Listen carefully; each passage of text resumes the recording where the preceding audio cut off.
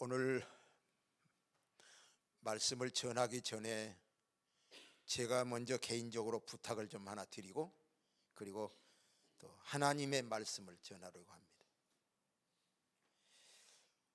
오늘 성경을 좀 보시면서 그렇게 말씀을 좀 나눴으면 합니다. 어쩌면 조금 길어질 텐데요. 그래도 1시간은 넘기지 않겠습니다. 오늘 예배 1시간 정해져 있으니까요. 오늘 말씀에 제가 거래라는 제목으로 말씀을 전하려고 합니다. 하나님의 거래, 그런 제목입니다. 거래라는 것은 이런 겁니다. 제가 시장에 가서 돈을 주고 쌀을 사오기도 하고 과일을 사오기도 하고 채소를 사오기도 하고 고기를 사오기도 하고,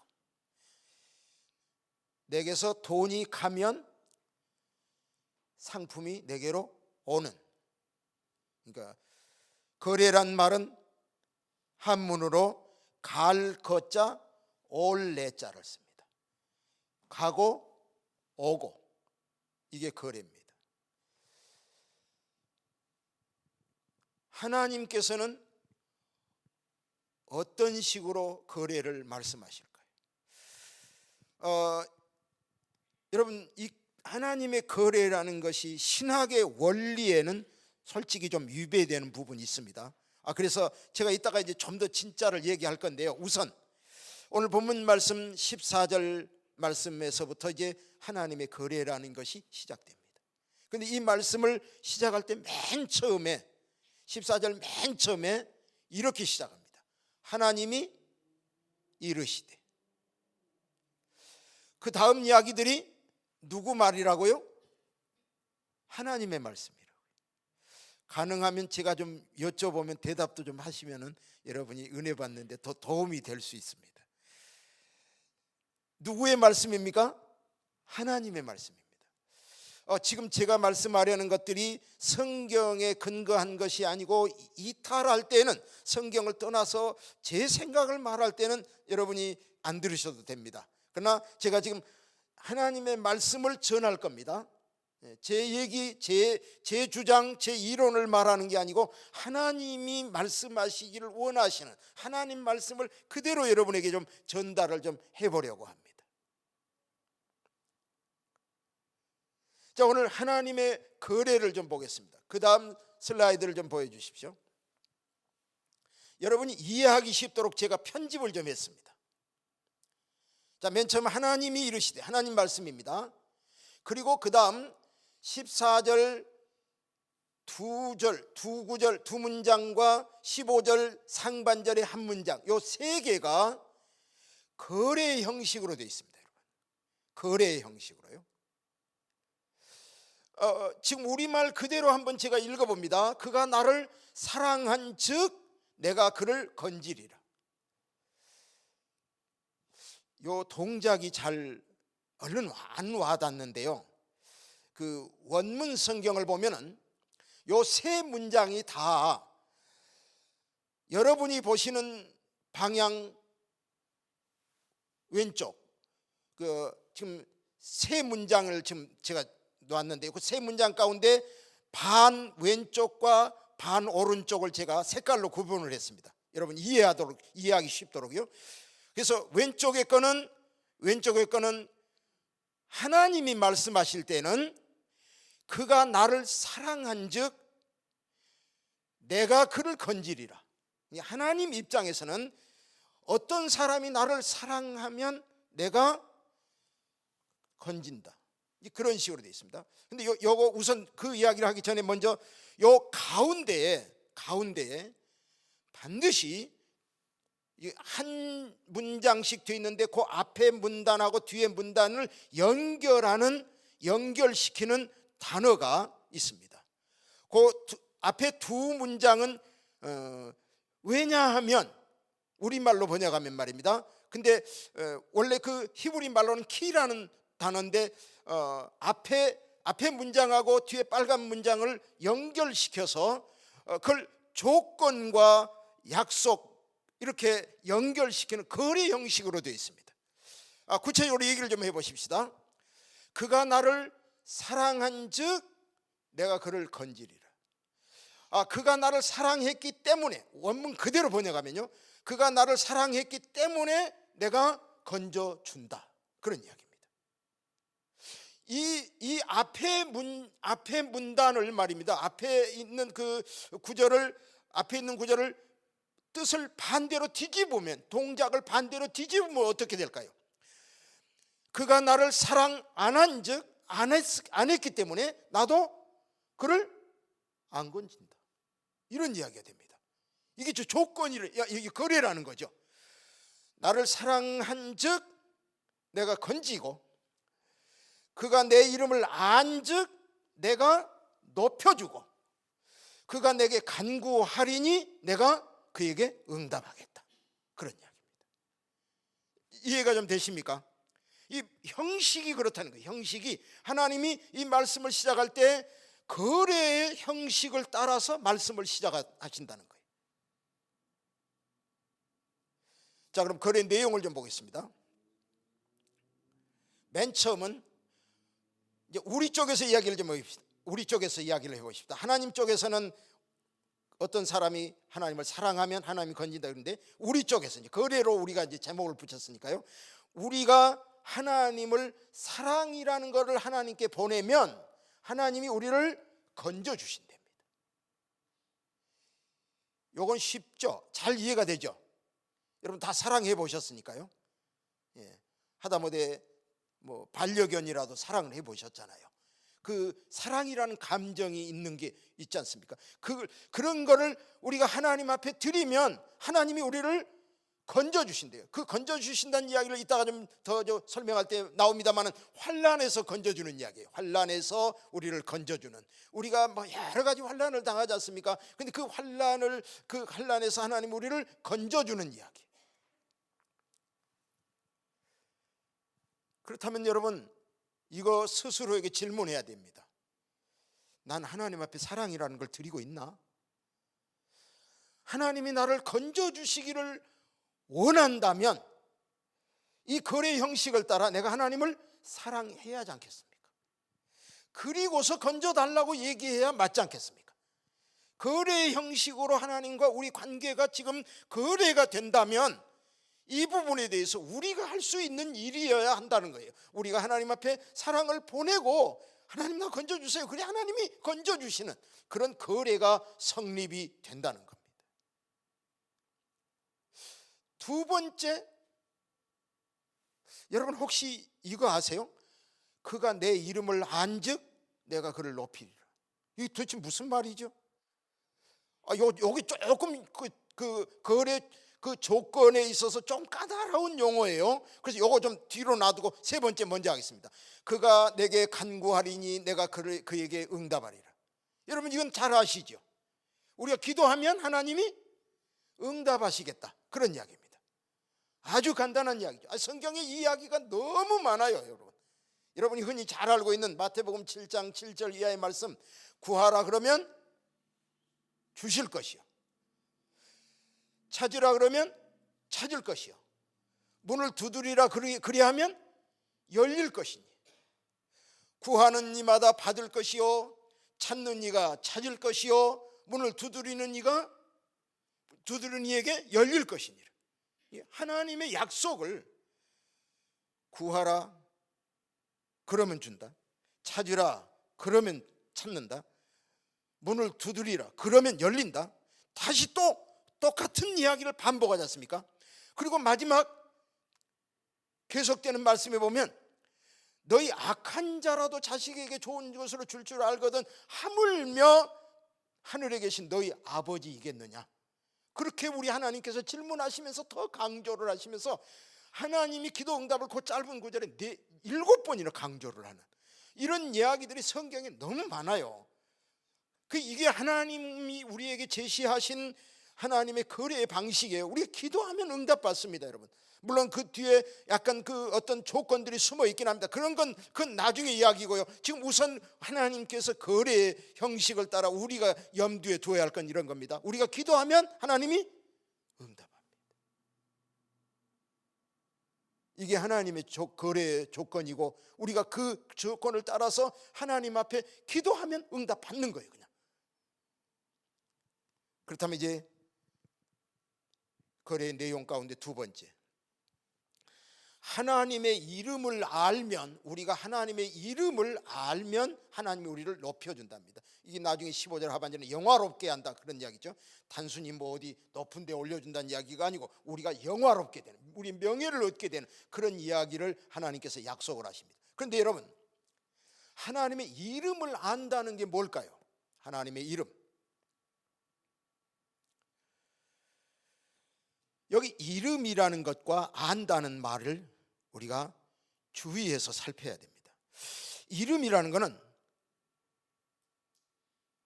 요즘도 그런 의미가 있습니다. 이름에는 그 사람의 존재와 본성, 그 사람의 습관, 성격, 이런 것들이 포함되어 있습니다.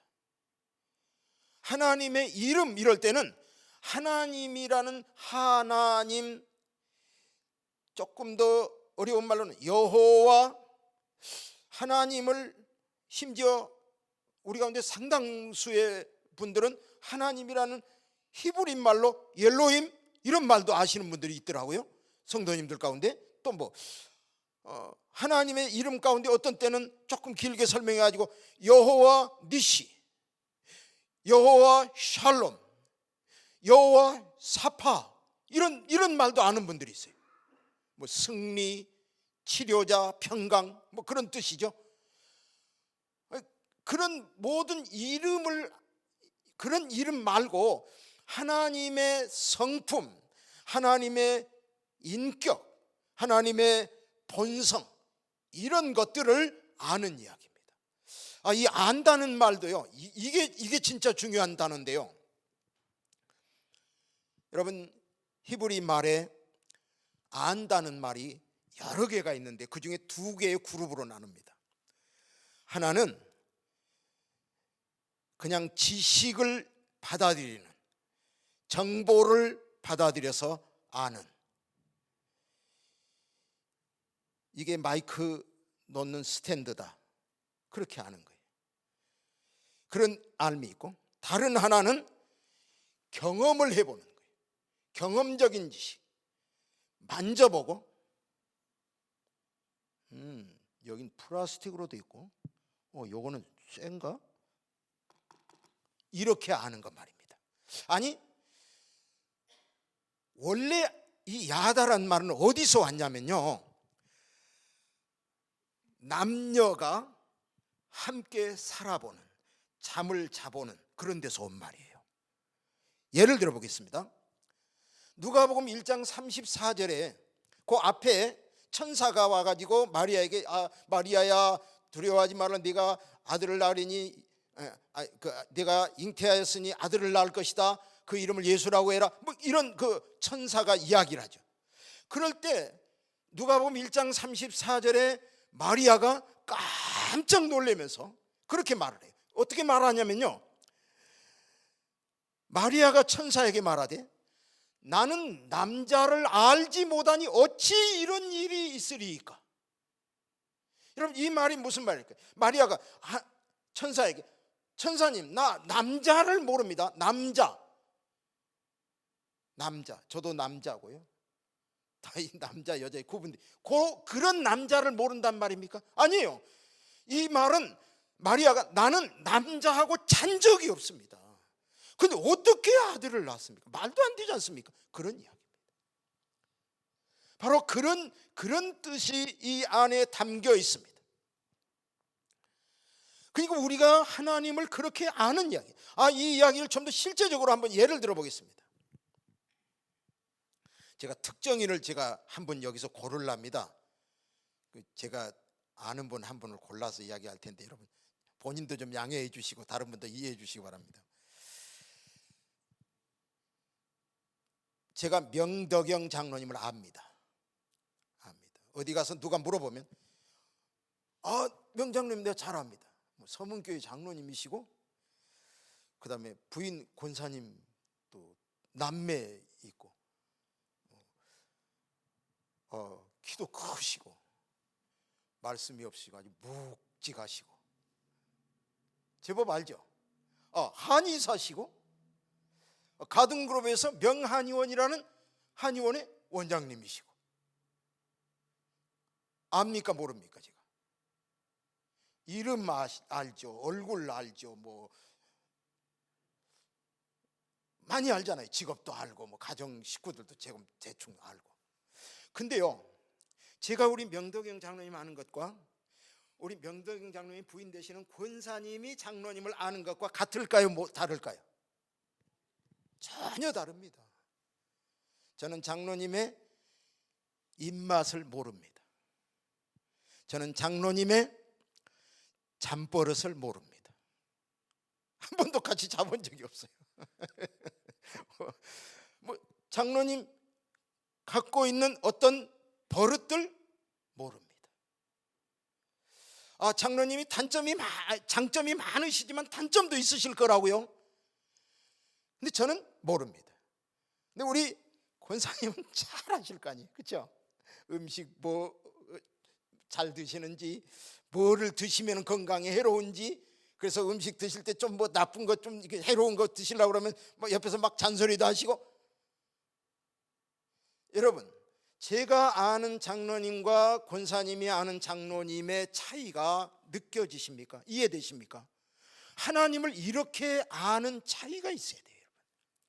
하나님을 성경 공부해가지고 배웠더니 뭐 하나님은 뭐 전지전능하시고 영존하시고 이렇게 막 애워서 또는 공부해서 사람들이 말을 해서 목사님이 그러는데 하나님은 이런 분이시라면서요. 그런 이야기가 아니고 무서운 질병을 만났습니다. 의사도 안 된답니다. 약도 없습니다. 하나님 앞에 기도합니다. 하나님 나 좀 살려주세요.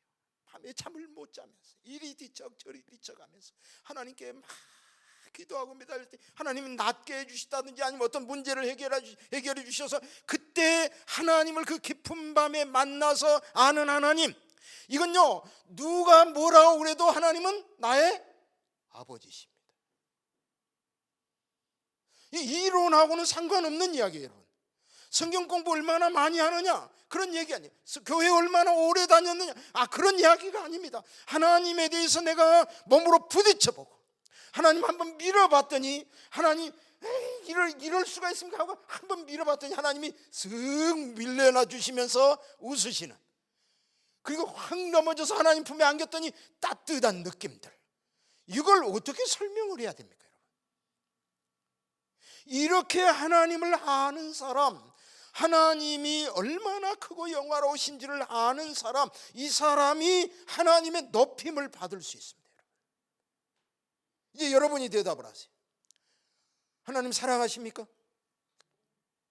여러분 하나님께 기도하십니까? 하나님의 이름, 하나님의 성품, 하나님에 대해서 아십니까? 여러분 이런 것에 대해서 하나님 앞에 우리가 드릴 수 있는, 우리가 하나님 앞에 보내드릴 수 있는 그거를 해야 되는 거예요. 그래야 하나님이 우리를 건져주시기도 하고 하나님 우리를 높여주시기도 하고 하나님 우리의 온갖 기도를 응답해 주시는 그런 영광을 누리게 될 줄로 믿습니다. 아멘.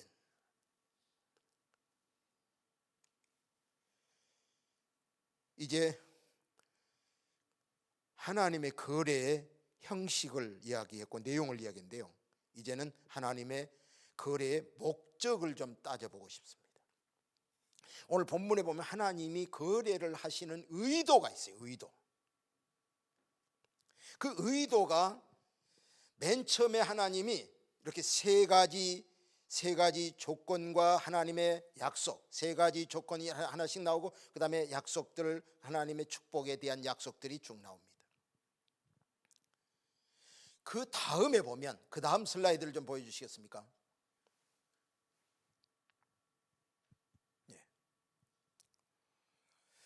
그 다음 15절 하반절, 16절 이게 지금 남았습니다. 근데 15절 하반절에 보면 이렇게 설명되어 있어요. 제가 한번 읽어봅니다. 그들이 환난 당할 때에 내가 그와 함께하여 그를 건지고 영화롭게 하리라. 자, 이 이야기가 어디서 온 이야기일까요? 여러분, 제가 이 말씀을 보기로는 이렇습니다. 앞에 있는 세 가지 조건에 의한 하나님의 약속들을 다시 복습하고 있습니다. 자, 상대방하고 저하고 이렇게 앉아서 이제 어떤 거래를 하기 위해서 이제 그 거래 조건 계약서를 쭉 봅니다. 그리고서 당신 A는 이런 것을 하고 나 B는 이런 것을 하고 읽습니다. 쭉 한번 읽어보고 그 다음 다시 중요한 부분을 강조해서 다시 밑줄을 그어가면서 요거는 당신 꼭 이렇게 하시고 나는 요 부분은 유념하셔야 됩니다. 그리고 확인하는 절차, 그 부분이라고 저는 그렇게 믿습니다. 근데요, 놀라운 사실이 하나 있어요. 여러분 대답 한번 해보세요. 이 말씀을 거래라는 형식을 가지고 한번 보시기 바랍니다. 거래라는 형식, 우리가 하나님께 보내드려야 할 것들, 우리가 하나님께 드려야 할 조건과 하나님이 우리에게 약속하신 축복을 약속하신 그 약속들, 이걸 나눠서 한번 생각을 해보세요. 아까 얘기할 때 제가 앞에는 까만 글씨, 뒤에 하나님의 약속은 빨간 글씨 이렇게 구분을 했었는데요, 이 15절 하반절을 그런 식으로 한번 구분을 해보세요. 거는 무엇이고 레는 무엇일까요? 자, 우리가 하나님께 이 15절 하반절을 가지고 우리가 하나님께 해야 할 게 뭘까요? 하나님께 보내드려야 할 게 뭘까요? 없습니다, 여러분. 그리고 하나님이 우리에게 주실 것, 그것도 주실 것 아주 두 가지 강조해서 건져주마, 높여주마, 이 이야기를 다시 강조하는 이야기가 15절에 나옵니다. 전체를 정리할 때 네가 환난 당할 때 내가 꼭 함께해서 건지고 영화롭게 할 거야, 이제 그 이야기만 강조되어 있습니다. 이게 뭘까요, 여러분? 제가 이 말씀을 묵상하기로는 이래요. 하나님께서 이 거래를 다시 한번 처음에 쭉 말씀하시고 이걸 다시 반복해서 강조 부분을 이야기할 때 하나님이 당신이 받으셔야 할 부분에 대해서는 관심이 없어요. 그거 별 흥미 없어요. 그건 아무래도 괜찮은 듯 말하지 않습니다. 그리고 당신이 주실 것만, 하나님께서 우리에게 내려주실 것만 강조해서 얘기합니다. 네가 환난 당하면 내가 너와 함께해서 꼭 건져주고 내가 널 높여줄 거야, 그것만 이야기합니다.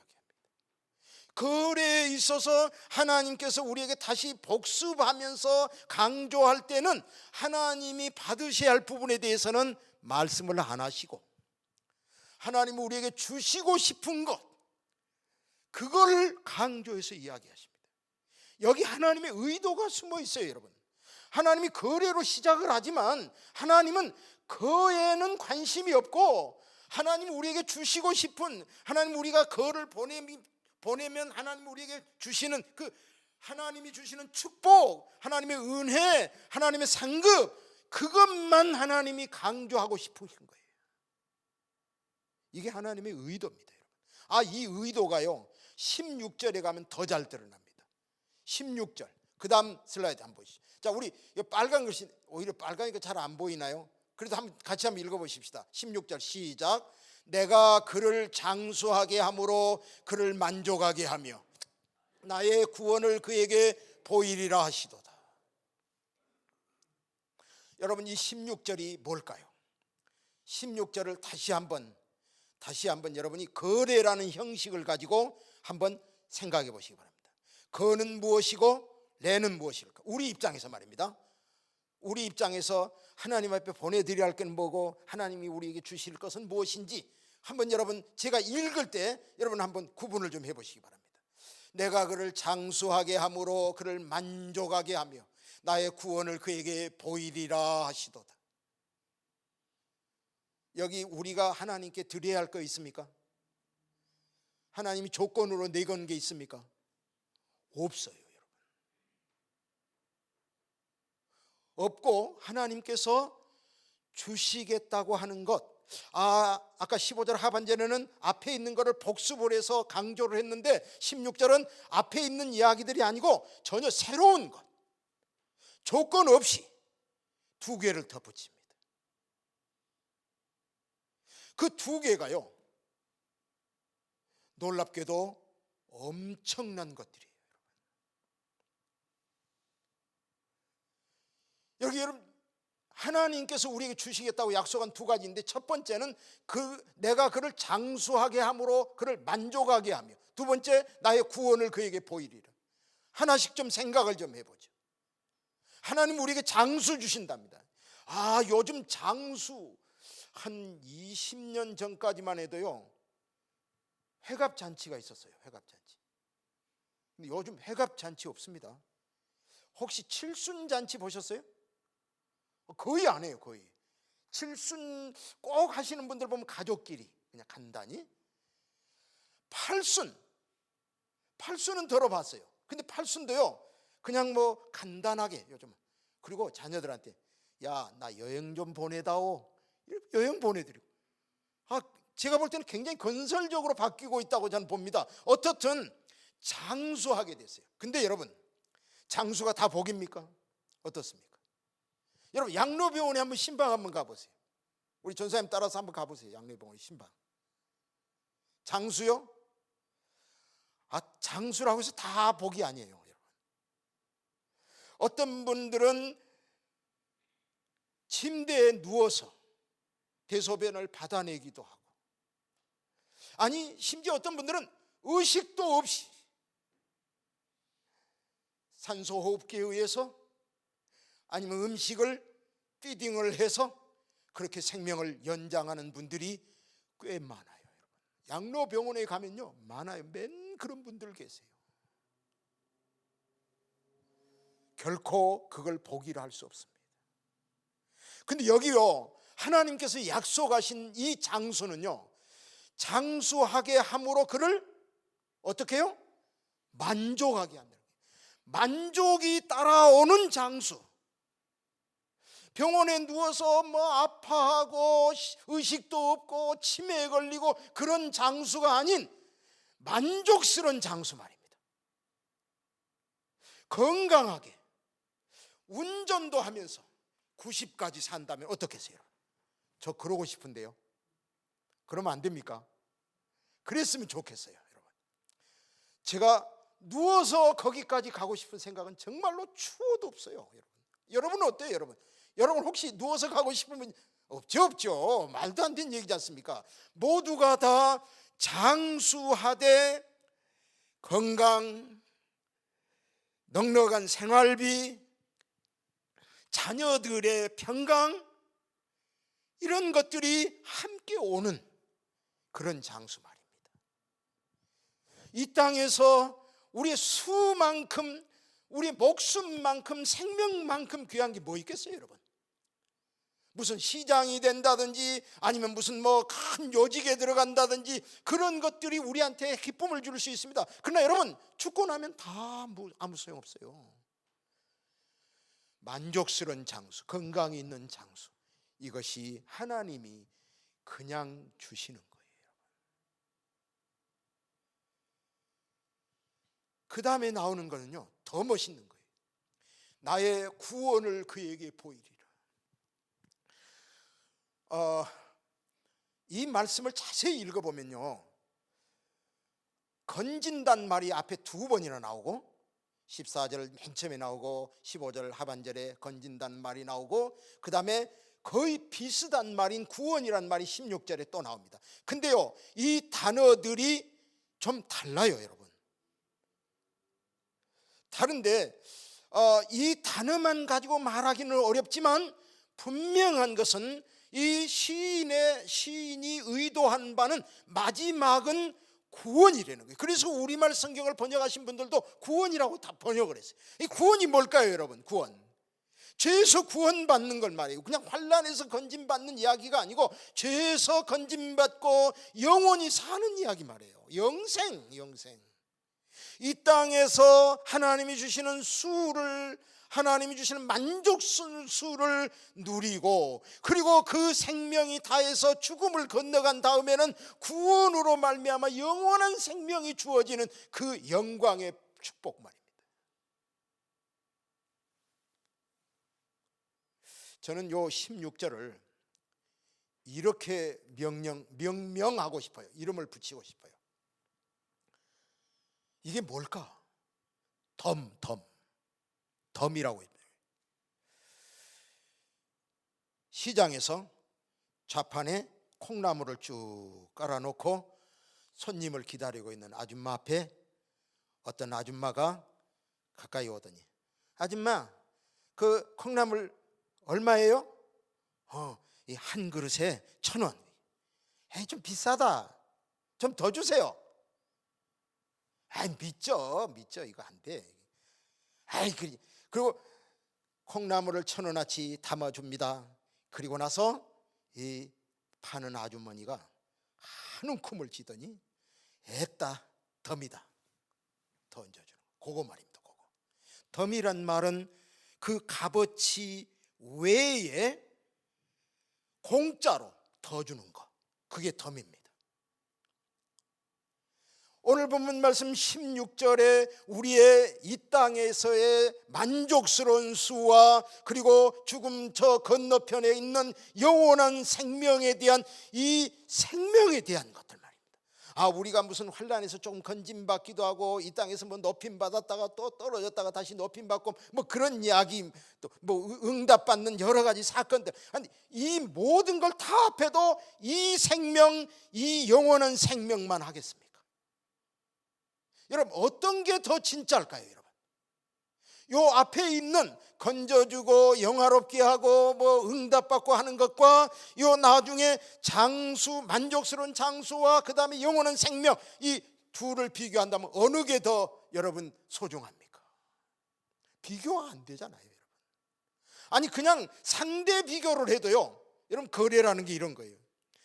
하나님 우리한테 제시한 거래가 세 가지 조건을 네가 이행하면 내가 세 가지 내가 확실하게 할 거고, 거기다가 덤 2를 더하면 60%를 더해 주는 거예요, 여러분. 60%. 어마어마한 축복이죠. 어마어마한. 이것이 하나님께서 우리에게 주시고자 하는 의도요, 목적입니다. 여러분, 이 15절 하반절 말씀과 16절 말씀을 보면서 제가 느낀 건 이런 거예요. 하나님이 지금 이 거래를 왜 시작하셨을까?